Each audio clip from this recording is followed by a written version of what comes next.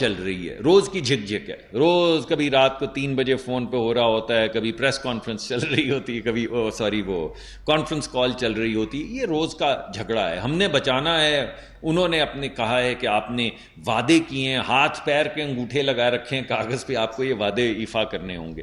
لیکن جو وعدے بڑے بڑے تھے وہ ہم نے پورے کر دیے ہیں. مجھے لگتا ہے، ویسے مجھے مشاورت کرنی پڑے گی مفتاح صاحب سے، لیکن مجھے لگتا ہے کہ آنے والے وقت میں یہ جو قیمت نیچے آ رہی ہے یہ عوام کو پاس آن کی جائے گی. اگر کوئی اور بڑا وعدہ کچھ مہینوں کے بعد سامنے آیا تو اسی طرح ٹرانسپیرنٹلی آپ کے سامنے رکھ دیں گے، لیکن انشاءاللہ اس وقت جو سہولت آئے گی وہ آپ کے سامنے آئے گی. ایک بات میں اور کہتا چلوں، ایسی ٹیکنیکل سی بات ہے، آپ بور ہو جائیں گے لیکن میں بتا دوں آپ کو کہ خام تیل کی قیمت جس رفتار پہ نیچے آئی ہے، ریفائنڈ پروڈکٹس کی قیمت اس رفتار سے نیچے نہیں آئی ہے. اور اس کی وجہ یہ ہے کہ ملک پوری دنیا میں پچھلے 10 12 15 سالوں میں ریفائنریز نہیں لگیں. تو خام تیل تو کنویں سے نکلتا ہے، اس کی قیمت تو نیچے آ رہی ہے، مگر ریفائننگ کیپیسٹی جو ہے دنیا میں وہ اتنی زیادہ نہیں رہی. بالخصوص یورپ نے کوئی نئی ریفائنری نہیں لگائی، کچھ ریفائنریز روس نے خرید لی تھیں. تو جس رفتار سے خام تیل کی قیمت نیچے آ رہی اس رفتار سے نہیں نیچے آئی ریفائنڈ پروڈکٹس کی، جس کو ریفائنڈ پروڈکٹس کا مطلب ڈیزل اور پیٹرول کی قیمتیں، کیروسین کی قیمتیں، مگر نیچے آئیں گی. یہ ہو نہیں سکتا کہ خام تیل نیچے آئے اور ریفائنڈ پروڈکٹس نیچے نہیں آئیں. تو 1 2 4 دن کا جھکاؤ یا ڈیلے تو ہو سکتا ہے، مگر یہ تو گریوٹی کی طرح ہے، آپ نے بوتل نیچے پھینکی تو نیچے گرے گی. اگر خام تیل نیچے آیا تو ریفائنڈ پروڈکٹ نیچے آئے گی اور انشاءاللہ اس کی سہولت عوام تک پہنچے گی.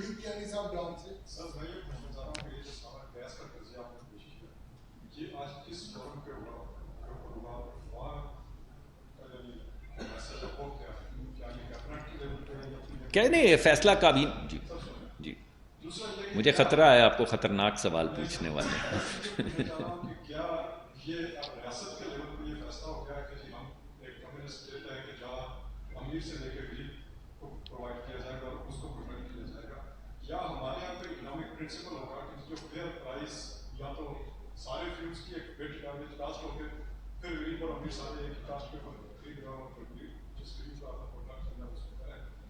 یا ہم آؤٹ آف باکس کوئی چیز سوچ رہے صرف اس لیے کہ جی ہم کو اگلے 2 سال کے لیے یہ جو مڈل کلاس ہے اور جو اس سے تھوڑی اپر مڈل کلاس ہے اس کا اتنا گلا کاٹنے کا اگلے 2 سال میں اس کو پھر ہم پروٹیکٹ کرنے کے لیے کوئی مزید ایلوکیشن نہیں. یہ میں نے تو آپ کے سامنے کوئی کمیونسٹ ایجنڈا نہیں رکھا، کوئی نیشنلائزیشن کی بات نہیں کی، کوئی اسٹیٹ اونڈ انٹرپرائزز. ہم تو اسٹیٹ اونڈ انٹرپرائزز سے چھٹکارا چاہتے ہیں.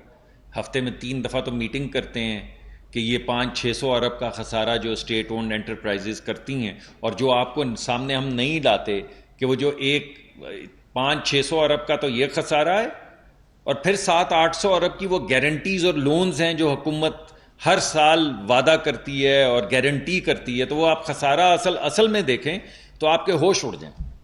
تو ہم تو ان سے چھٹکارا چاہ رہے ہیں. تو کیسی کمیونسٹ یا سوشلسٹ ہوگی یہ حکومت جو یہ سوچ رہی ہو کہ یہ نقصان جو غریب آدمی اپنے ٹیکس سے اٹھاتا ہے یہ نہ اٹھایا جائے. تو نہیں، یہ کوئی کمیونسٹ اسٹیٹ نہیں ہے. میں نے آج کی بھی اپنے انٹروڈکشن میں 2 باتیں کہیں، آپ کو ایک سنی، دوسری دوبارہ کہہ دیتا ہوں کہ ملک کے اندر اقتصادی ترقی ہو، ملک کے اندر صنعت کاری ہو، ملک کے اندر جو ٹریڈ ہے وہ بڑھے. یہ ہمارا ایک بنیادی نقطہ ہے. ملک کی پروڈکٹیوٹی بڑھے، ملک کی پیداواری طاقت جو ہے وہ بڑھے. نہ صرف طاقت صرف بڑھے بلکہ اس کی ایفیشنسی بڑھے. یہ تو ہماری ہر پالیسی میں آپ کو انشاءاللہ نظر آئے گا، جو کسی لارج اسٹیٹ اونڈ یا کمیونسٹ سوشلسٹ انٹرپرائز کا نہیں ہوتا نقطہ نظر. مگر ایک غریب ملک ہے جس میں شرح جو مہنگائی کی ہے وہ بڑھ گئی ہے، تو غریب پہ بوجھ ہے. تو کیا جو ریاست سوچے کہ جتنی دیر میں یہ ترقی ہو رہی ہے یا جس راستے سے ہم ترقی کی طرف جائیں گے اس راستے میں غریب کو بچانا کوئی ایسی سوشلسٹ اور کمیونسٹ تھاٹ تو مجھے نہیں لگتی. مجھے تو ایک ریزنیبل اسٹیٹ جو ہے وہ لگتی ہے. یعنی ان امپلائمنٹ بینیفٹس کون سی دنیا کی کیپٹلسٹ سوسائٹی ہے؟ ایک بتائیے، ایک امریکہ سمیت. سب سے بڑا کیپٹلزم کا منبع جو ہے وہ امریکہ ہے. سب سے زیادہ ان امپلائمنٹ رائٹس وہاں پر ہیں، سب سے زیادہ ری ٹولنگ رائٹس وہاں پر ہیں. تو مجھے کوئی کیپٹلسٹ ملک بتائیں جو رسپانسبل ملک ہو. یورپین ملک بتائیں، مجھے نارڈک ریجن بتائیں، ڈنمارک بتائیں، فن لینڈ بتائیں, سویڈن بتائیں, برطانیہ بتائیں, کون سا ملک ہے جہاں پہ غریب کو بچانے کی کوئی نہ کوئی طریقہ کار یا کوئی نہ کوئی سہولت یا کوئی نہ کوئی انسٹرومنٹ نہیں ہوتا؟ ہم صرف وہ کر رہے ہیں. یہ تھا آپ کا پہلا سوال. ایک اور بھی تھا کچھ, یا یہی تھا کمیونسٹ سوشلسٹ؟ ہاں کون سے فورم کے اوپر یہ آپ ہاں, فورم نہیں میں اس وقت آپ کے سامنے رکھنا چاہتا. میں یہ کہنا چاہتا ہوں کہ یہ ہماری سوچ ہے, وزیر اعظم کی یہ سوچ ہے, یہ ہماری سوچ ہے, اور یہ ہماری تجویز ہے جو اب کابینہ کے سامنے آئے گی, اور کابینہ اس پہ یعنی بھرپور ہر ایک کا اوپینین لے گی. اور اسی وجہ سے میں اسپیسیفکس نہیں آپ کے سامنے رکھے کہ یہ کابینہ کا فیصلہ ہوگا, اور جو بھی وہ حکم کریں گے میں آپ کے سامنے لے کر حاضر ہو جاؤں گا. سر میرا سوال یہ ہے کہ جس طرح بھی آپ نے 100 یونٹ کی بات کی پنجاب کے حوالے سے کہ اس کو اپنا تحریک انصاف نے سیاسی معاملہ بنا لیا ہے, تو اگر وہ اتنا ہی اچھا انہوں نے فیصلہ پنجاب حکومت نے کیا ہے, سندھ میں جو پیپلز پارٹی کی حکومت ہے وہ وفاق میں آپ کے اتحادی ہیں, بلوچستان میں آپ کے اتحادی ہیں, اور خود آپ وفاق میں بیٹھے ہیں, تو یہ سندھ میں, بلوچستان میں اور وفاق میں آپ اس کو کیوں نہیں اس کے اوپر امپلیمنٹیشن لاتے اور 100 یونٹ نہیں دیتے لوگوں کو جو 100 یونٹ تک استعمال کرتے ہیں؟ کیوں نہیں ہوگا؟ کیوں؟ جی آپ جی. 100 یونٹ ہے, بے شک بڑی بہت بڑا کام آپ لوگوں نے کیا ہے, لیکن آپ تھوڑا سا بتا دیں گے کہ خاص طور پر صوبہ پنجاب 10 کروڑ کی آبادی ہے, 10,000 بندہ ہوگا جو 100 سے کم یونٹ استعمال کرتے ہیں. آپ بھی اسی معاشرے جی کا حصہ ہے, جی.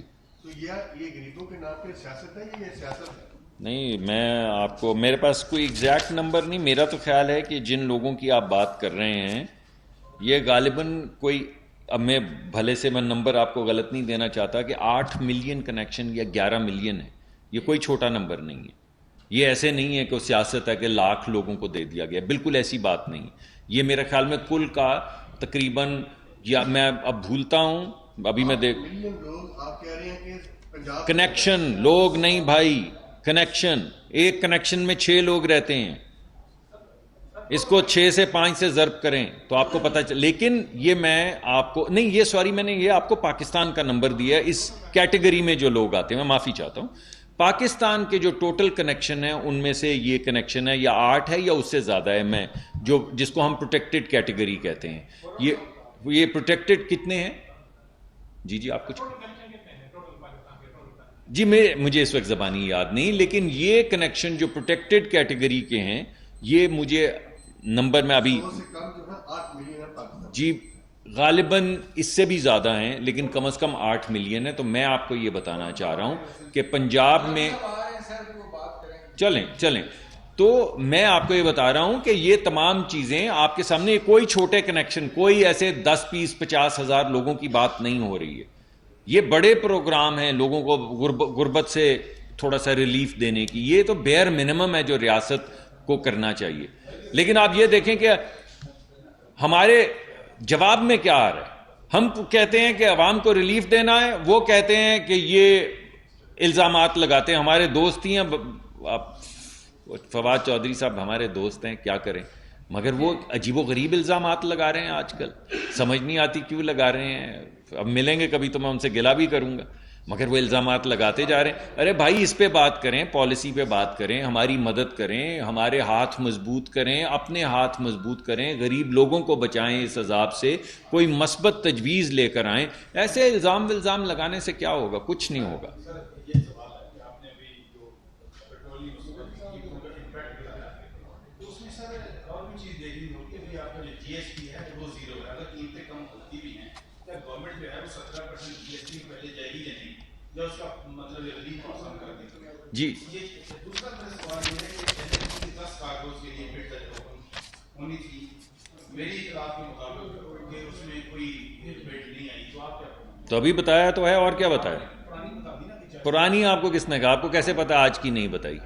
وہ کہہ رہا ہے مسلسل. میں تو آپ کو کہہ رہا ہوں کہ ہم مسلسل راؤنڈز آف بڈنگ کر رہے ہیں, مگر کیونکہ ہم نے وقت سے گیس نہیں خریدی, اور جو رسپانسبل ممالک تھے جو پچھلے سال پلان کر رہے تھے انہوں نے ٹرم کانٹریکٹس کر لیے ہیں, اس وجہ سے گیس اویلیبل نہیں ہے. تو بھولا بھٹکا کوئی ایک آدھا شپ آ جاتا ہے تو $40 وہ مانگتے ہیں, $140 کی شپ ایک, جو $12-15 کی ملتی تھی. تو انسان سوچتا ہے کہ بھائی یہ کون, اب میں ارستو کا لفظ تو استعمال کروں گا تو ایسے لگے گا طنز ہے.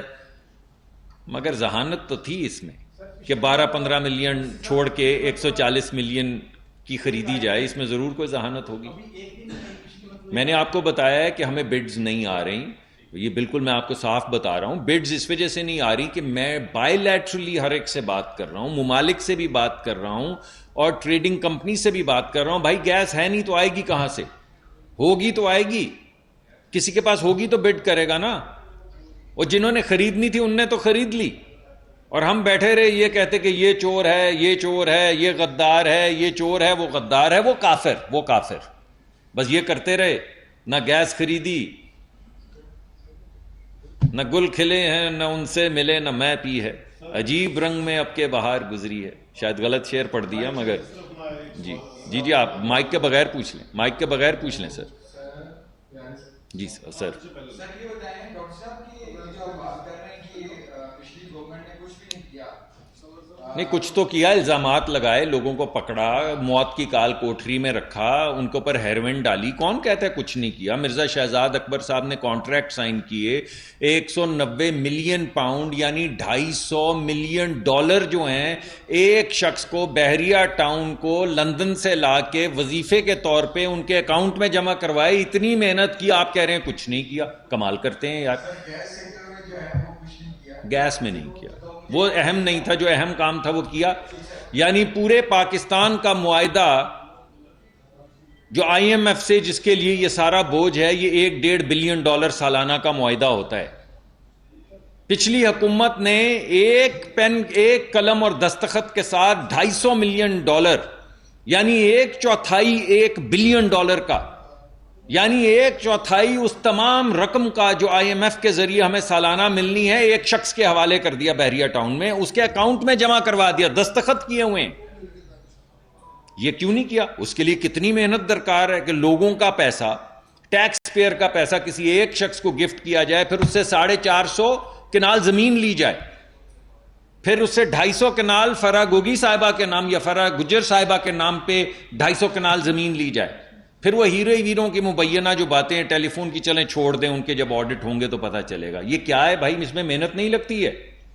صرف گیس پہ محنت نہیں کی، اقتصادی ترقی پہ محنت نہیں کی، بجلی پہ محنت نہیں کی، اس پہ تو بہت محنت کی. سر گیس سیکٹر میں جو انہوں نے کام نہیں کیا اور اس کا جو خمیازہ ہے ابھی اگر بھگتنا پڑ رہا ہے، تو کیا اسسمنٹ آپ نے کی ہے کہ کتنے مالیت کا جو ہے یہ نقصان اٹھانا پڑ رہا ہے، اور کیا اس حوالے سے اسسمنٹ کے بعد جو وزیر جو آپ کے جو گزرے ہیں ان کے حوالے سے کوئی کبھی احتساب یا کوئی چارج شیٹ کوئی اس طرف بھی آپ سوچتے ہیں؟ دیکھیں وہ آپ کو میں نے بتایا تھا ایک کمیشن تو بن رہا ہے، اس کے TORs بھی آ رہے ہیں، لیکن دیکھیں بڑی بات کیا ہوتی ہے، جب کام نہ کریں تو کیا الزام لگے گا؟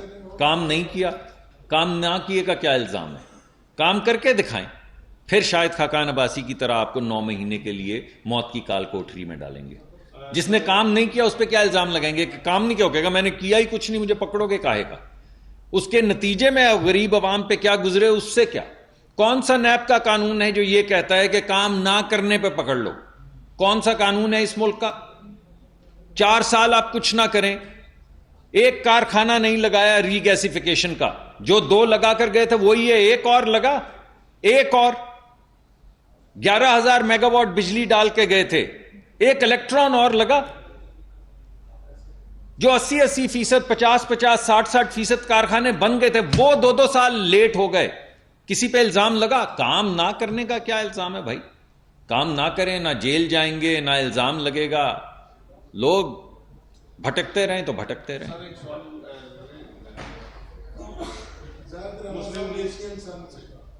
مسلم لیگ نون جو ہے پاکستان کی سب سے بڑی سیاسی جماعت ہے اور اگلی شخصیت ہے اس کا. IMF کے کہنے پہ آپ نے بجٹ میں اضافہ کیا، بجلی کی قیمتیں بڑھائی، گیس کی بڑھائی. اب ان کے کہنے پہ فوج کے بجٹ میں بھی کٹوتی کی گئی. کیا یہ خدا نہ خاصہ فیوچر میں اس کی منفی سالمیت پر بھی افیکٹ پڑے گی ان کی ہر بات ماننے سے؟ دیکھیں میں تو نہیں سمجھتا کہ جو چیزیں میں آپ کے سامنے رکھ رہا ہوں یہ IMF کے کہنے پہ رکھی جا رہی ہیں. بات بڑی سمپل ہے. کسی حد تک ہم نے کانٹریکٹ جو سوورن کانٹریکٹس ہوتے ہیں وہ آپ کو آنر کرنے پڑتے ہیں. آج ہم جو ان کاغذات پہ دستخط کریں گے، ہمیں امید ہے کوئی بھی حکومت ہماری ہو کسی اور کی ہو وہ ان کو آنر کرے گی، کیونکہ یہ ملک کے کاغذات ہیں جن پہ وزیر اعظم یا کوئی محکمہ دستخط کرتا ہے، کوئی شخص دستخط نہیں کرتا. تو یہ تفریق تو ہمیں کرنی ہوگی، ہمیں آنر تو کرنے پڑیں گے جو کاغذات ہم نے کیے ہیں. لیکن آپ یہ بتائیے 1500 ارب کا سرکولر ڈیٹ ہے گیس کا، 1500 ارب کا، 1500 بلین روپیز. 2500 ارب کا سرکولر ڈیٹ ہے بجلی کا، یہ ہو گئے 4000. 500-700 کا تو ڈائریکٹ نقصان ہے جو آپ کو ہو رہا ہے اسٹیٹ اونڈ انٹرپرائزز سے، اور اس کے علاوہ جو میں نے آپ کو بتایا 600-700 ارب کی جو گارنٹیز، جو لون کی سوورن گارنٹیز ہم نے دی ہوتی ہیں وہ اس کے علاوہ ہیں. 5000 ارب 5500 ارب میں نے آپ کو گن دیا. تو میرے دوست پورے ملک کا دفاعی بجٹ جو ہے وہ 1370 ارب ہے.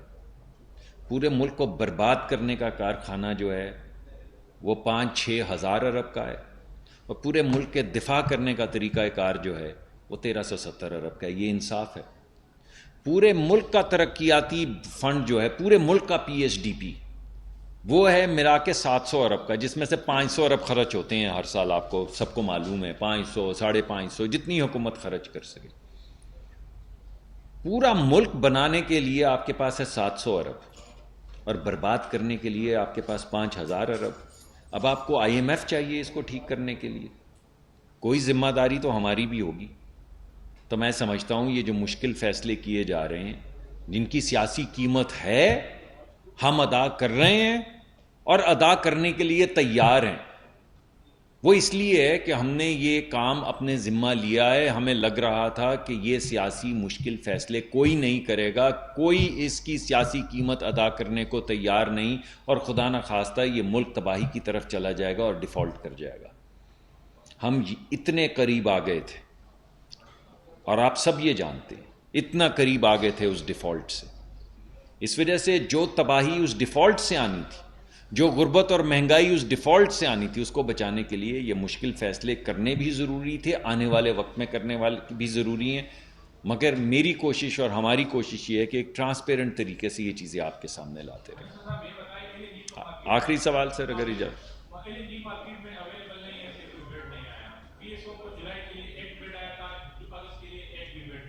کون سا بڈ؟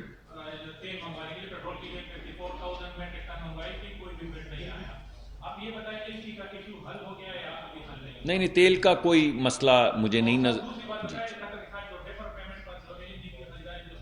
نہیں، بالکل دونوں باتیں بڑی اہم ہیں. پہلی بات تو بڑی سیدھی سی ہے بھائی، مجھے تیل سے اس وقت کوئی خطرہ نہیں ہے.